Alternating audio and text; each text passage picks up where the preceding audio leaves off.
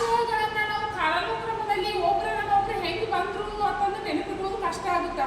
So ಅವ್ರು ನೆನಪಿಟ್ಕೋಬೇಕಾದ್ರೆ ಒಂದು tricks ಹೇಳ್ತೀನಿ ನೋಡ್ರಿ. ಇಲ್ಲಿ ಬಾದಶಾಹ ಅಂತಾರಲ್ಲ, ಅದ್ರ ಟ್ರಿಕ್ ಬಾದಶಾಹ. ನಾವು ಈ ಸ್ಪೆಲ್ಲಿಂಗ್ಸ್ ಅನ್ನ ನೆನಪಿಟ್ಕೊಂಡಿವಿ ಅಂದ್ರೆ ಒಬ್ಬರ ಮನೆ ಒಬ್ಬರು ಹೆಂಗ್ ಬಂದ್ರು ಅನ್ನೋದು ಗೊತ್ತಾಗ್ತದೆ. ಇಲ್ಲಿ ನೋಡಿ, ಬಿ ಅಂದ್ರೆ ಯಾರು ಬರ್ತಾರೆ ಫಸ್ಟ್ಗೆ? ಬಾಬರ್.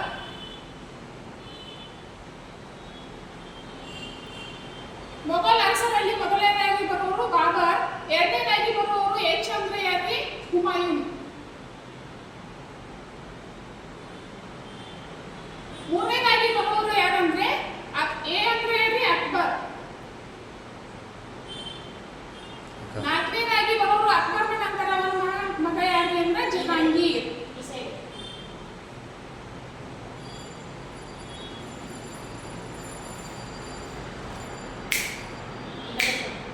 ನೆಕ್ಸ್ಟ್ ಬರೋದೇ ಜಹಾಂಗೀರನ ಮಗ ಯಾರು? ಶಹಜಹಾನ್.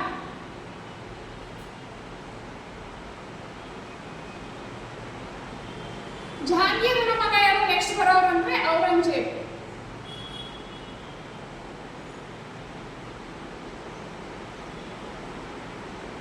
ಹೀಗೆ ಬಾಬರ್ನ ಮಗ ಹುಮಾಯೂನ್, ಹುಮಾಯೂನ್ನ ಮಗ ಅಕ್ಬರ್, ಅಕ್ಬರ್ನ ಮಗ ಜಹಾಂಗೀರ್, ಜಹಾಂಗೀರನ ಮಗ ಶಹಜಹಾನ್, ಶಹಜಹಾನ್ ಮಗ ಔರಂಗಜೇಬ್. ಹೀಗೆ ಇವರನ್ನ ಬಾದಶಾಹಗಳು ಅಂತ ಕರಿತಿದ್ರಲ್ಲ, ಬಾದಶಾಹ ಅನ್ನೋ ಸ್ಪೆಲ್ಲಿಂಗ್ ಮೂಲಕ ನಾವು ಏನ್ ಮಾಡ್ಬೋದು? ಕಾಲಾನುಕ್ರಮ